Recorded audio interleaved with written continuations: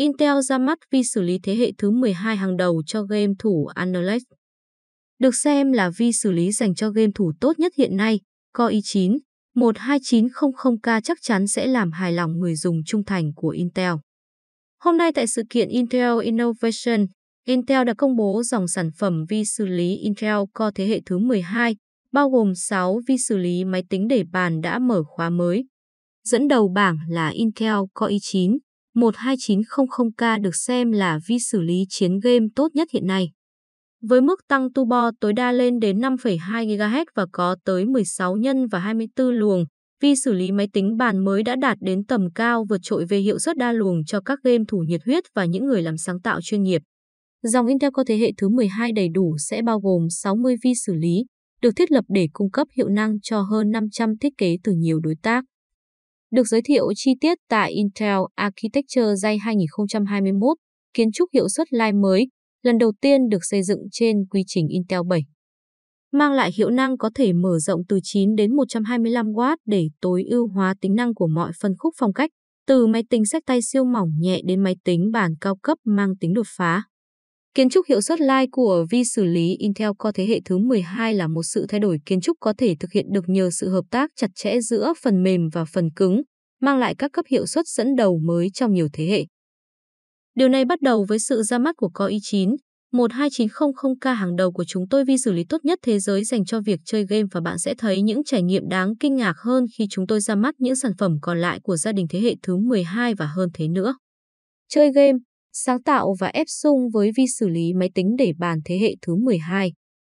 6 vi xử lý máy tính bàn mở khóa ra mắt hôm nay là các vi xử lý đầu tiên dựa trên kiến trúc hiệu suất Live của Intel với sự kết hợp của các lõi Performance Core, P-Core.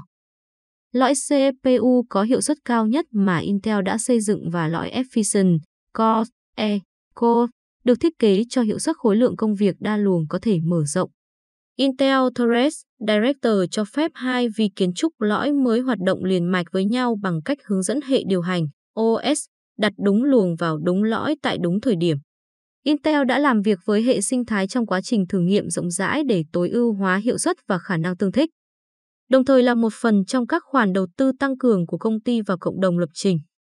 Intel cũng đã xuất bản sách trắng, White Paper, dành cho các nhà lập trình với hướng dẫn về cách các nhà cung cấp phần mềm độc lập có thể tối ưu hóa ứng dụng cho các nền tảng hiệu suất Live. Chúng ta đang bắt đầu một kỷ nguyên mới cho phong cách nhờ sự ra đời của Windows 11. Với Windows 11 và công nghệ Thread Director mới của Intel, người dùng sẽ thấy hiệu suất phong cách của họ đạt đến tầm cao mới trên dòng vi xử lý Intel Core thế hệ thứ 12 mới. Sự kết hợp giữa kiến trúc hiệu suất Live mới của Intel và công nghệ xử lý Intel 7 mới mang lại hiệu suất cải thiện đơn luồng và đa luồng, để cho phép vi xử lý chơi game tốt nhất thế giới. Khả dụng với tối đa 16 lõi và 24 luồng, dòng vi xử lý Intel Core thế hệ thứ 12 mới bao gồm vi xử lý chơi game tốt nhất thế giới, Core i9 12900K, mang đến trải nghiệm chơi game tuyệt vời trên các tựa game hàng đầu. Core i9 12900K cung cấp khả năng tăng hiệu suất đáng kinh ngạc từ nhiều thế hệ, bao gồm mức cải thiện lên tới 25% FPS trên Choi, A Total War Saga, 28% FPS trên Hitman 3 và 23% FPS trên Far Cry 6. Được cải tiến bởi Intel Killer Wi-Fi 6E để giảm độ trễ đến 75% trong khi chơi game khi xử lý đa nhiệm. Các lõi phường tần số cao kết hợp với lõi E để giảm tải các tác vụ song song, cũng như cho phép tăng thêm tới 84% khung hình dây để đồng thời chơi game, phát trực tuyến và ghi âm. Một bước nhảy vọt về hiệu suất sáng tạo nội dung, những tiến bộ về hiệu suất đa luồng, hiệu suất đáp ứng của các lõi và khả năng di chuyển dữ liệu với tốc độ đáng kinh ngạc nhờ DDR5 tạo ra vị thế dẫn đầu trong đa dạng trải nghiệm sáng tạo nội dung, bao gồm hiệu suất chỉnh sửa ảnh nhanh hơn tới 36%, hiệu suất chỉnh sửa video nhanh hơn tới 32%, hiệu suất tạo mô hình 3D nhanh hơn tới 37%, kết xuất đa khung hình nhanh hơn tới 100%. Trải nghiệm ép sung tốt nhất. Vi xử lý mới cung cấp các công cụ ép sung hàng đầu trong ngành nhằm tùy chỉnh hiệu suất tối ưu, bao gồm khả năng ép sung Efficient Core và bộ nhớ DDR5. Những người ưa chuộng máy bàn và game thủ có thể thử các tính năng ép xung nền tảng mới này như là một phần của tiện ích Intel Extreme Utility XTU 7 năm mới nhất. Bắt đầu với Core i9 12900K, XTU cũng sẽ hỗ trợ ép xung bằng một cú nhấp chuột với Intel Speed Optimizer cho các bộ vi xử lý thế hệ thứ 12 đã mở khóa. Hơn nữa, Intel đã giới thiệu cấu hình bộ nhớ Intel Extreme Memory Profile XMP 30 mới nhất hỗ trợ DDR5, cung cấp các cấu hình bổ sung, bao gồm cấu hình tùy chỉnh có thể viết lại và điều chỉnh linh hoạt để ép xung bộ nhớ. Thúc đẩy nền tảng máy tính để bàn với các tính năng hàng đầu trong ngành. Vi xử lý máy tính bàn Intel Core thế hệ thứ 12 cung cấp hiệu suất và các tính năng hàng đầu trong ngành để tạo ra trải nghiệm khác biệt cho người dùng. Từ hoạt động chơi game, sáng tạo nội dung, tới việc tận hưởng những tính năng thú vị ở thời điểm hiện tại cũng như trong tương lai. Những tiến bộ chính của nền tảng bao gồm: vi xử lý đầu tiên trong ngành tích hợp bộ nhớ DDR5 lên đến 4800MT trên giây. Vi xử lý đầu tiên trong ngành cung cấp PCIe 50, tối đa 16 làn, cung cấp thông lượng I/O lên đến 2x so với PCIe 40, với hỗ trợ thêm tối đa 4 làn PCIe 40. Bộ nhớ đệm Intel Smart Card L3 lên đến 30MB và bộ nhớ đệm L2 14MB nhằm tăng dung lượng bộ nhớ với độ trễ giảm. Tích hợp không dây tốc độ cao với Intel Killer Wi-Fi 6E, kết hợp kết nối Wi-Fi 6E hàng đầu trong ngành với công nghệ mạng chơi game mạnh mẽ để hỗ trợ kết nối, giảm thiểu độ trễ và rớt gói tin, packet loss. Kết nối cáp đa năng Thunderbolt 4 riêng biệt để mở rộng thiết bị bên ngoài. Bộ chip Intel 600 series hoàn toàn mới. Cùng với vi xử lý máy tính bàn Intel Core thế hệ thứ 12, Intel sẽ ra mắt chipset Intel 600 series mới với các tính năng nâng cao để tăng độ tin cậy và hiệu suất. Các làn PCIe Gen 40 mới tạo ra tổng số 28 làn ngoài chipset, USB 32 Gen 2x2 tích hợp cung cấp băng thông tăng gấp đôi, DMI Gen 40 tăng chipset lên thông lượng CPU để truy cập nhanh vào các thiết bị ngoại vi và mạng.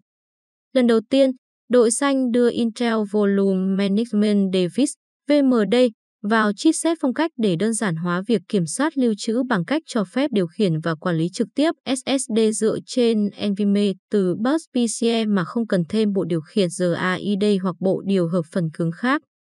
Vi xử lý máy tính để bàn Intel Core thế hệ thứ 12, Alder Lake, đã mở khóa hiện đã có thể được đặt hàng trước từ các OEM, tạm dịch, nhà sản xuất thiết bị gốc, đối tác kênh và nhà bán lẻ. Có mặt rộng rãi trên thị trường từ ngày 4 tháng 11 với hơn 140 đối tác ở trên 30 quốc gia, vi xử lý mới dự kiến được bổ sung đầy đủ vào cuối năm nay. Giá bắt đầu từ 264 đô la Mỹ, khoảng 5,5 triệu đồng, đến 589 đô la Mỹ, khoảng 14 triệu đồng, cho vi xử lý dành cho máy tính để bàn đã mở khóa. Intel dự kiến sẽ xuất xưởng hàng trăm nghìn vi xử lý Kinetic Software thế hệ thứ 12 dành cho máy tính bàn vào cuối năm và hơn 2 triệu vào cuối tháng 3 năm 2022. Để kích hoạt các dịch vụ mở rộng cho các phân khúc máy tính để bàn, thiết bị di động và thương mại dự kiến vào đầu năm 2022, Intel cũng sẽ vận chuyển 28 SKU vi xử lý trong dòng Intel Core thế hệ thứ 12 cho các đối tác OEM. CPU Intel Core i9 12900K 32 GHz cấp to 52 GHz 30MB LGA 1700. Thông số kỹ thuật. Thương hiệu Intel. Bảo hành 36 tháng. Tình trạng mới 100%. Loại CPU dành cho máy bàn. Thế hệ thứ 12 Alder Lake. Model i9 12900K. Socket LGA 1700. Số nhân 16. Ở Performance Core 8. Ở Efficient Core 8. Số luồng 24. Xung nhịp xử lý. Tần số turbo tối đa 520 GHz. Intel Turbo Bootmax Technology 30 Frequency 520 GHz. Performance Core Max Turbo Frequency 510 GHz. Efficient Core Max Turbo Frequency 390 GHz. Performance Core Base Frequency 320 GHz. Efficient Core Base Frequency 240 GHz. Bộ nhớ đệm 30MB Intel Smart Card Tổng bộ nhớ đệm L2, 14 Mobile Banking. Công suất cơ bản của bộ xử lý 125W. Công suất tù bò tối đa 241W kép hỗ trợ 128GB. DDR5 4800MT/S, DDR4 3002/S. Số kênh bộ nhớ tối đa 2. Băng thông bộ nhớ tối đa 76,8GB trên giây. Phiên bản PC Express 50N40. Nhân đồ họa tích hợp Intel UHD Graphics 770. Tần số cơ sở đồ họa 300 MHz. Tần số động tối đa đồ họa 150 GHz. Đầu ra đồ họa S14B, DP14A, HDMI 21. Độ phân giải tối đa HDMI 4096x2160A/60Hz. Độ phân giải tối đa DP 7680x4320A/60Hz. Độ phân giải tối đa S bảng điều khiển phẳng tích hợp 5120x3200A/120Hz. Hỗ trợ DirectSound 12. Hỗ trợ Optical Sound 45. Đồng bộ hóa nhanh video Intel có. Công nghệ video hướng dẫn rõ nét Intel có. Số màn hình được hỗ trợ 4. Open Sound hỗ trợ 21. Công nghệ Intel Gaussian và Neural Accelerator 30. Intel Thread Director có. Tăng cường học sâu Intel Deep Learning Boot, Intel Du lịch Boot có. Hỗ trợ bộ nhớ Intel Optane có. Công nghệ Intel Speedship có. Công nghệ Intel Turbo Boot Mark 30 có. Công nghệ Intel Turbo Boot 20. Công nghệ siêu phân luồng Intel có. Công nghệ ảo hóa Intel VT-X có. Công nghệ ảo hóa Intel cho nhập xuất được hướng vào VT-D có. Công nghệ Intel SpeedStep nâng cao có. Phần mở rộng bộ hướng dẫn Intel SSE 41, Intel SSE 42, Intel AVX2. Công nghệ theo dõi nhiệt có. Intel Volume Management Device VMD có.